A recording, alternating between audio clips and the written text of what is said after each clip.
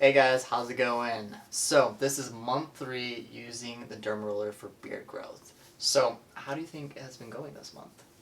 So the past month, I think it's gone pretty well. I was pretty consistent using the Derma Roller. I used it 2 times a week, with the exception of 1 week where I only used it once because I was sick and it didn't feel very good to derma roll my face.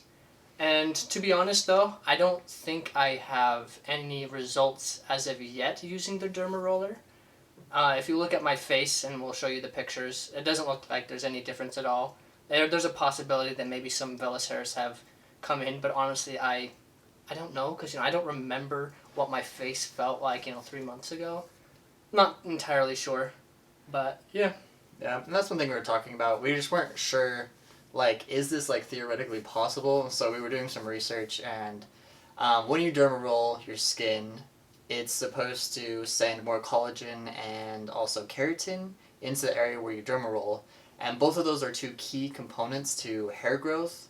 So it should be possible for that. And then also, the derma roller is supposed to help create new blood vessels. I'm sure they're super tiny.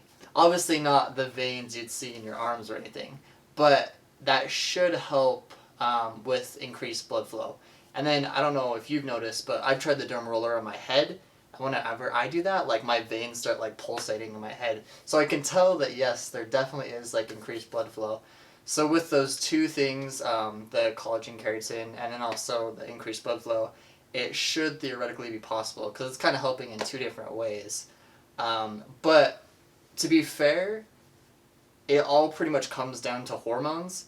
I think that, like, if you are either, like, Asian or Native American and you don't have, like, those genes that tend to grow facial hair, the derma roller is definitely not going to do anything. But I feel like it has potential to speed up the natural process of filling in your beard, so maybe it, like, might speed it up, like, a year or 2. I don't know. That's just what I'm, like, theorizing, but that's kind of what might be possible, but I don't know. We'll have to see. He's going to try it for 6 months, and I feel like that's probably a fair enough amount of time, hopefully.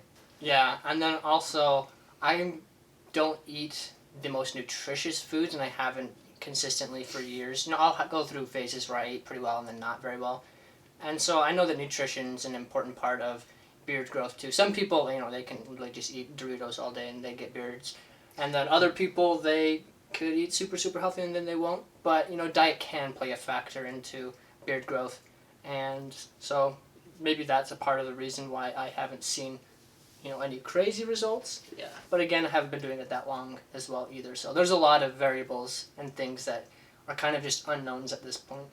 So we want to show you a picture, or the pictures, and we'll just let you guys see if you see any differences. But here they are. But yeah, so let us know what you guys think, if there actually is any progress or if it pretty much looks the same. Just so you know, we're putting a link down in the description to a derma roller.